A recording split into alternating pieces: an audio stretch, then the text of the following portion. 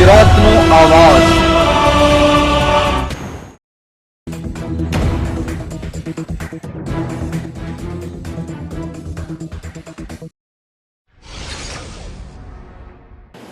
મહીસાગર જિલ્લાના ખાનપુર તાલુકામાં ગરફોડ ચોરી કરતી ટોળકી ઝડપાઈ।